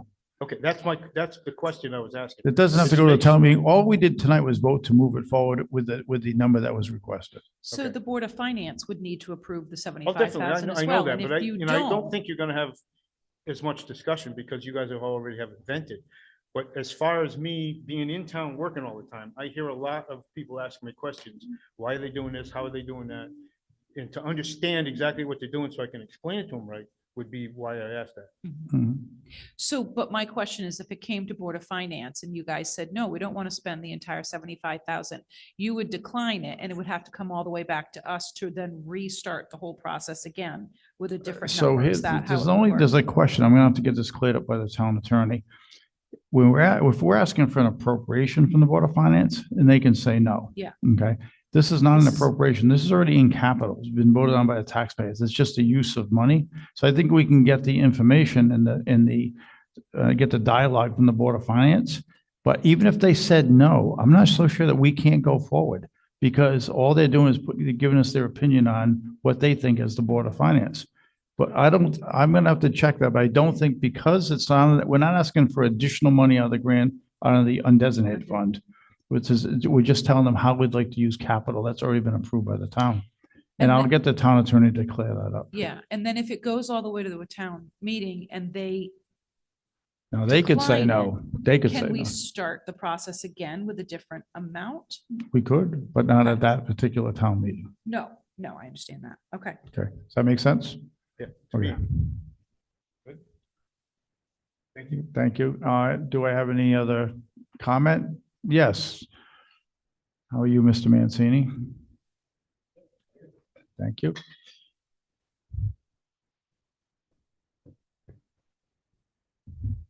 Everybody, Jason Mancini, 64 Rudeman Road. I've been a resident here for about 20 years. I am here to support the acquisition of the Kincaid property by Avalonia and use of the North Stonington Land Acquisition Fund. For this purpose, I'm a former member of the Conservation Commission and the Avalonia North Stonington Town Committee, and have long advocated for this particular kind of investment in open spaces. And I think it demonstrates our reasonable commitment to this kind of initiative and partnership.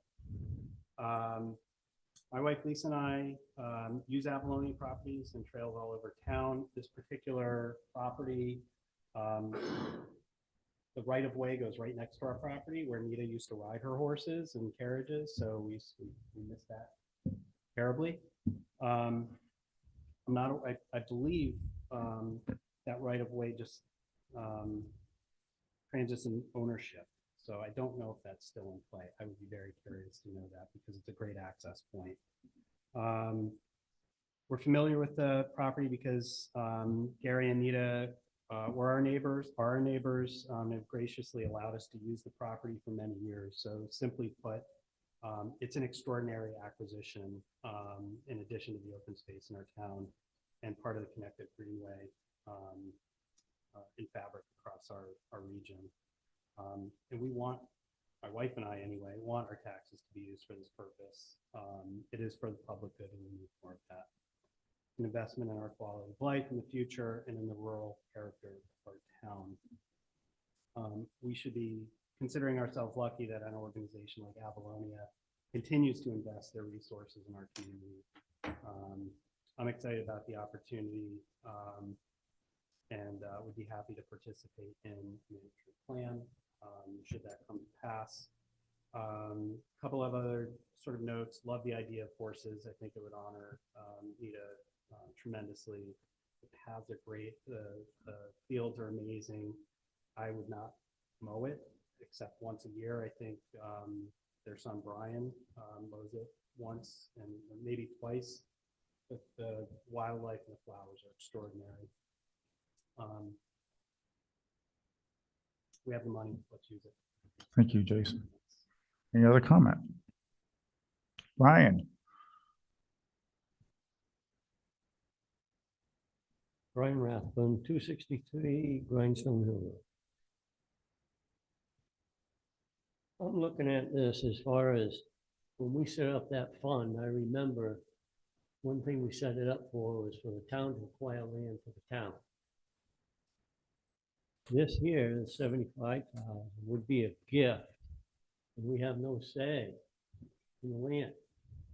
State they're putting their stipulations in. Why can't we put our stipulations in? Especially if this 75,000 goes through.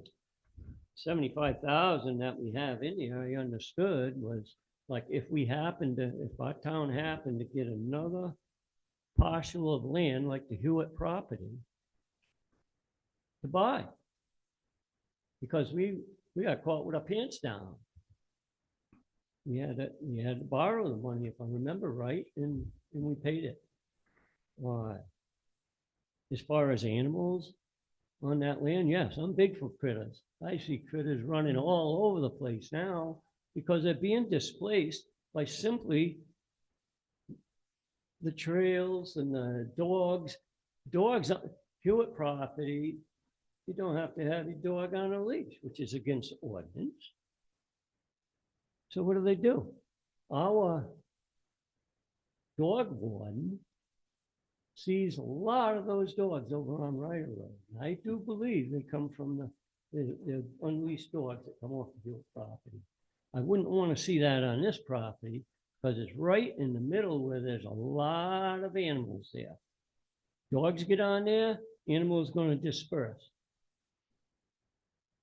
I know there's bobcat on that land. I'm not sure about owls, but it should be checked with the state. They won't tell you where the owls are, but they'll tell you a general area and say it's protected. Those are the things I'm concerned about. If we're going to put that much money up, or if we're even thinking of it, I think our town should have a stipulation in there too for Avalonia.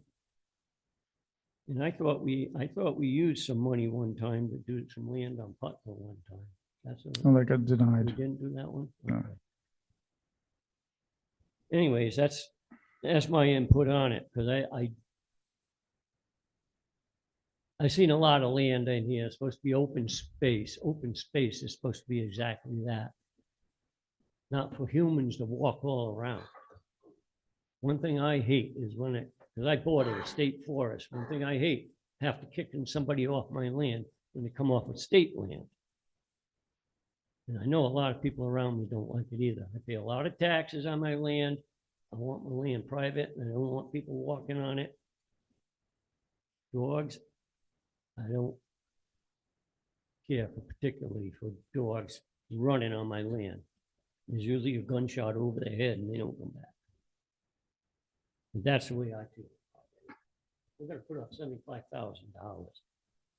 I want to be able to have a say in it. Not just going to hand over a fund that we had in our town for our town to own something. This is another group. But I would have to just say this, Brian, that your idea of what would be, what we should put on the land, what should be allowed and what shouldn't, is be your opinion. It doesn't mean that the entire town would agree with that opinion. Correct? Well, I think we gotta, And there may be some people in town would like to purchase the land and put affordable housing on it. How would that be? maybe the state wants to. Not the state, I'm talking about Once the the state town. gets land, they can do anything. They could put all this affordable housing on every bit of state land they have in this town. That's why I'm saying, I don't trust the state at all. I guess I'm just saying there's a lot of different opinions on what should be allowed and what shouldn't. And getting a $400,000 piece of land in the middle of the town for $75,000 investment is not a bad deal. If we have a state say in it, we can put some stipulations on it for ourselves, make them known at least. And the gentleman said that if we didn't put the 75, they'd probably find a way to fund it anyway, and then there would be no need for conversation. Yeah, well, we won't have one anyway, as soon as they get to 75. I don't think they've said that. Okay, that's just my opinion. Thank you. Anybody else? Bill?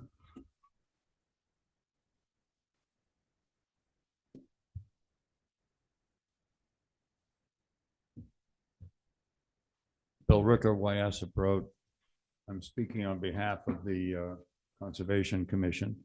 I've already sent each of you our recommendations that we've spent much time discussing and approving. We're in complete support, enthusiastically in giving the $75,000 of our land acquisition fund to Avalonia. This is adding 100 acres to existing properties that the Conservation Commission has recommended we improve our western, central, and eastern Greenway wildlife corridors, going back over a decade, both in the 2013 and repeated in the 2023 POCD. This is a piece of property adding, if I can quote the numbers here, the 100 acres combined with 135 plus acres of Avalonia's holding immediately adjacent, the Babcock Ridge over 73 acres, the Erskine property 62 acres, combined with additional holdings to the immediate south, the Henny property, another 113 acres. This would protect over 348 acres, adding to our central wildlife corridor. It is wildlife habitat. Hikers are not disturbing the owls, the bear, which are recently being seen increasingly in our town. It's a chance to protect the second largest holding in the town of North Stonington, second only to Patchogue Forest.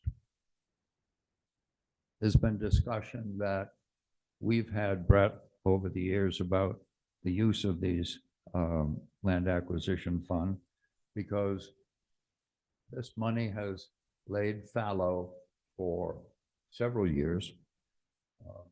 Majority of it was taken out in 2007. Actually, I think it was 2008. Not sure, Nicole, for the purchase of the property that is heavily used now, the Hewitt Farm property. Since that time, it has sat lying fallow, gaining small amounts of interest.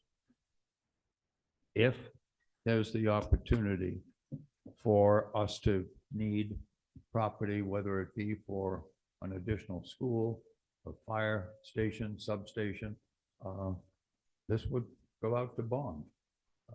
Right now, we have the opportunity to have a beautiful piece of property smack dab in the center. And I'm saying this more for our audience than I am for the review.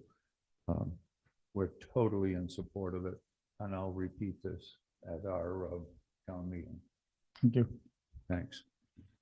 Any other comment before we move on? Sean, then Bob. Couple quick comments. This land is going to be in conservation, whether the town contributes or not. So it's not, it's not taking away from land that could be developed and make, result in more tax revenue. But I'm in favor of the town contributing the full 75,000 for this project. I think it's a benefit for the town. And the townspeople will get much benefit from it, and would be in favor of approving it at town meeting. Thank you. And Robert.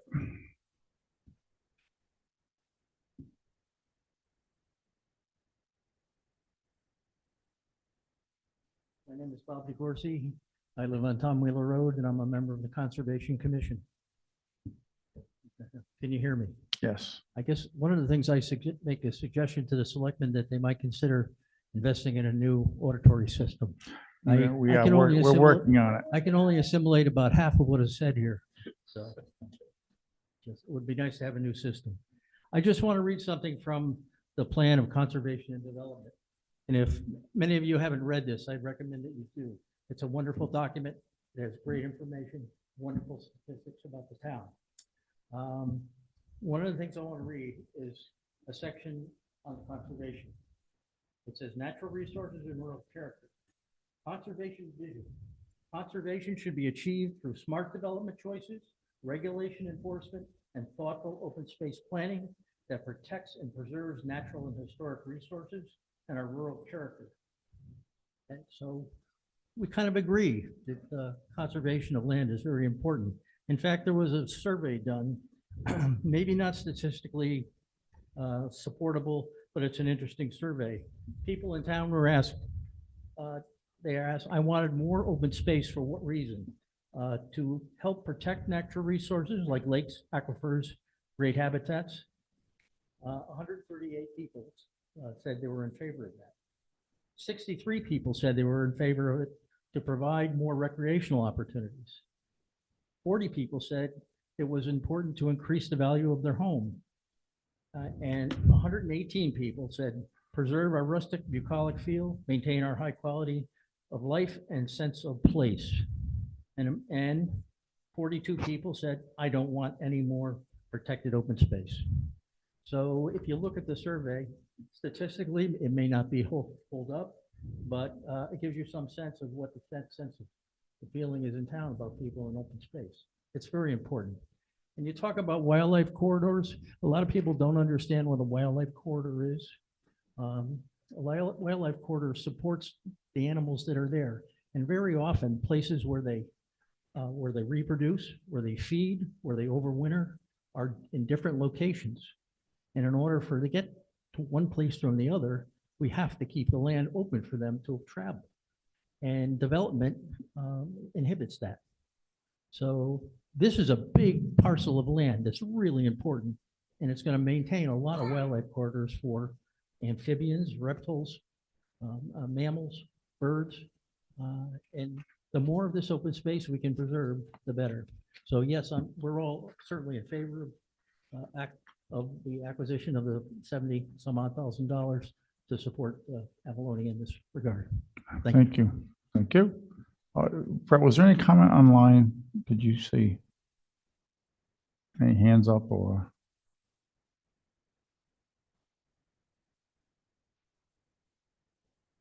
No. Yeah. Is just one person online? Okay. And there's no questions. Okay, so we're going to move this discussion. We'll be going to planning and zoning. I'll request an 8-24 review from planning and zoning sometime in the next month or so. I'd like to have a town meeting in November because we have other things we have to get to. So that's it for this evening. We're going to move on to our next piece of our agenda. Thank you so much, Dick, for coming in. And we'll keep you in loop as far as when the next meetings are coming up. I'll make sure Bill knows, and I'm sure he can get a hold of you guys. So thank you. Okay. The last thing that probably will take a little bit of time is the donation policy. So why do we have this? Last year, one of our coaches decided that he ran a basketball clinic, and then instead of him taking the funds, he decided to donate the funds to the Wheeler program, Wheeler Boosters program. So we did that, and the Board of Selectmen voted to allow him to do that. Then after that, a town employee decided that he wanted to then donate to a paycheck to the Pocketuck Neighborhood Center. And the Board of Selectmen, I guess, I don't think we did allow that. I think we had them do it a different way.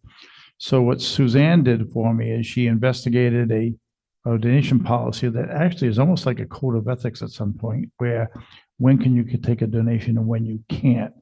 Obviously, we don't want to take a donation from someone who's trying to get a positive vote on something at a meeting, right? We wouldn't do that. But the one thing that we did find in looking at other towns is if you turn to page 3 of 6, and she did make this a North Stonington document, even though we borrowed the language from another town. 3 of 6 ineligible donors, and you see the last line there. Town of North Stonington staff and employees that pay federal and state taxes donating directly from payroll. That would be an ineligible donor rather. The reason I'm bringing this up is because I was just approached recently that the coach just did his basketball clinics in the summer, and we're going to start the process again. And we did this last year. So Suzanne felt, and she wishes she was here, but she had that emergency, that we should probably have, and we don't have to vote on this evening. I want you to look at it, maybe come back on the 16th. But she thinks it'd be wise, because other towns have done this, adopt a donation policy that we can attach to our social media policy, which we can attach to our code of ethics policy. So we're covered. So this doesn't exist right now, It does not. and No. we're just adding. She just made it, she localized by putting our town seal on it and so on, but this has not been voted. It's not in place. It's actually borrowed from another municipality. And I think we talked about trying to come up with a policy after the last go round. I think we need to correct. I think we voted to allow that change. I think it was a 2-1 vote. Which to allow change? the donation from the treasurer.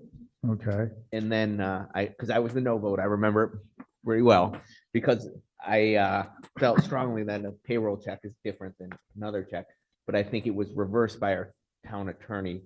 I believe you sent an email out after that stating the attorney basically said we couldn't do it. Yeah, I think you're right about that. We were talking a year ago almost, but yes. My memory's still sharp. I think it's good to have a policy in place. Yes. So as you over the next 2 weeks, if you want to just read through this, tell me what you're thinking. We can either adopt it, change it, whoever we want over the next, on September 16th. Okay. Yeah, I think, so I give credit for the person that made the point by asking for a donation to have us force our hand in coming up with a policy, because I do think it's needed to clarify any gray area. Okay, so we're not going to vote on this evening, but is there any comment? Sure.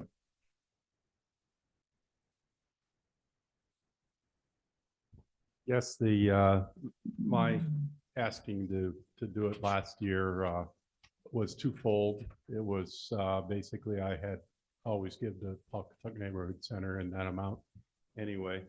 But it was also to force the selectmen to research it more. And I think the guidance that we got from the attorney would also eliminate 1099 personnel that receive money and it's just on a 1099. No taxes are withheld by the town, but it still applies to them based on the guidance we got from the attorney and IRS tax code. That individual, if you think about it, he's maybe a 1099, he paid on a 1099, but he's always responsible for paying taxes on money he receives. So he would be subject to federal tax at some point on that when he figures his taxes. No, because we weren't, I don't agree with that Well, statement. I I'll think get we you the will look guidance into again it. since you I will. seem to have lost what came of it before. Because if we're not giving him that money and he's not an employee, there's no 1099 statement for him. He So if we're doesn't get not a paying, 1099, not if we're not paying him out that money, no, but he would normally be a 1099 employee. for money that he received, yes. Right. I'll get the information for you from the IRS tax code as well as what you received from the attorney before. But my interpretation of it, and I think after looking through it, you'll probably agree that it doesn't allow someone to give money pre-tax and, you know, donate it pre-tax. Okay. Thank you. The policy will cover that.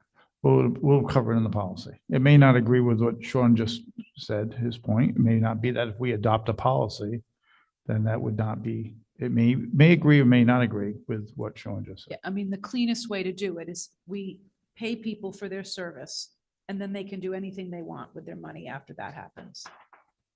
So I like the way the policy is written. I think if someone's doing that work and they're not a paid employee, they're not an employee, I just think it gets messy. it gets messy, but this, it tells you right here, if you look at that page, it says payroll, out of payroll. It says town of North Stony staff or employees that pay federal state taxes donating directly from payroll. Yeah, Those are ineligible. correct. So the coach that ran a summer program does not fall under that. He's like a subcontractor. He's not a North Stonington staff. We're not No. paying him for a service. Not for running a camp. Just like we're not paying, like, He gets paid for being a coach, but he's running a camp on his own in the summertime, a basketball camp. He's getting paid as a coach. Right. And he wants to do what it's with the money? Just donated to the, but not as a coach, not as the coach for the school. So our rec programs, anybody can come, say, I want to run this program. And we charge for that and we pay for that. And the residents pay for that program. And then we reimburse that coach the funds for the program that they initiated. We're a pass-through. So he's saying, basically, I'm donating my time, you guys keep the money for the basketball program at the school. so give you an example. So you get, you get paid as a selectman, right? You get a stipend, so much per month. Not a lot, but you get something. It's still a stipend. So you don't get a 1099, you get a W-2, correct? Because you have taxes taken out of it. Yeah. Okay. You decide that you're gonna go to the senior center and you're gonna teach a class, something that you're, a nursing class, a first aid class. What, you're gonna teach a nursing class or a first aid class or whatever it's gonna be. And you get 40 people to sign up and you charge them each $20 a piece to sign up. So now that money comes into the rec department and saying, okay, Nicole has just made $2,000 teaching this class. And Nicole says, I really don't want, I want to give that to the Pawcatuck Neighborhood Center. It has nothing to do with your regular job as a selectman. You ran the class, you were going to get the payment, but instead of taking the payment, you want to donate it. And you never took the payment. Yeah, I just like it. And you weren't taxed on it and you didn't get credit for it really from the organization. So if you think about it, there are people that run rec programs. There's somebody that ran a rec program last year, or the year before, volleyball. It was $30 a person to start. They didn't collect any payment. So that means they donated the money to the town. So what are we supposed to do with that? So if you say you can't do those things, anybody that runs a program for free, when we usually pay for those programs, we pay out for those programs, it defeats that. I just think that it's cleaner if the transaction takes place and then they do anything they want with the money that we've given them. But then you're paying, so back to the scenario of you teaching first aid and you're trying to do a good deed by giving that money to Pawcatuck Neighborhood. you're paying taxes on the money. We give you the money first, you pay the taxes, and then you give them the money. So you try to do a good deed, and we're penalizing you because we're charging you the taxes and the money you earned, even though you're not Yeah. keeping it. I think it ran pretty clean the way it worked. There was no issues with it. What caused an issue? Clearly there was. Well, I mean, if you want to make a payroll deduction like you do if you donate to certain companies, set up payroll deductions to be able to donate to nonprofits. If we want to set that up for an employee to do that, we can do that. This is an outside person doing it, not an employee. And I do I think mean, I get it. it's I we're just- it we're just- penalizing the groups within our town that want to do good deeds. I totally disagree with that. I think someone that wants to have money, a paycheck, that there's so much that goes through a payroll processing company is a totally different scenario. Totally different. That pays Social Security out of that, all those things. But I guess that's why we'll discuss this next meeting. 2 weeks to think about it. Okay, thank you. One more comment on that. Sure. Just to be clear, instead of paying this individual, a town check goes to who he wanted to donate to. The money was allocated to pay a coach. Wasn't allocated to go to such and such fund. So it's not using town funds with the intent that they were allocated for. I disagree, but thank you for your comment. Thank you, Sean. And that's why we need a policy. Exactly. Are Spirited we debate. done with that? Any other questions, any I'm done for comments? now. Okay. Tax refunds? There's Yeah, two sets of them, by the way. Uh-huh. Yeah, You want to do it? sure. Let me get to it. We're only Okay. about 5 minutes from ending this meeting, just to give you a heads up. What's that? I'm just giving them a He's heads up, just like a giving them a five, time I'm check. giving them like the 5-minute warning. We're almost done. So I will make a motion to approve tax refunds totaling $4,987.90 to Loretta LLC, Toyota Lease Trust, Guinevere Coughlin, Henry Cooper, and Chris Satilli. I'll second. Okay, any discussion? Hearing none, all those in favor say aye. Aye. Aye. Aye. Okay, there's one other set. Okay, I'll make another motion to approve tax refunds in the amount totaling $1,015.67 to Tricia Brewster, Eric Donch, Lisa Gay, and Joan Van Dale. I'll second. Okay, any discussion? Okay, hearing none, all those in favor say aye. Aye. Aye. Okay, is there any public comment on anything that we spoke about?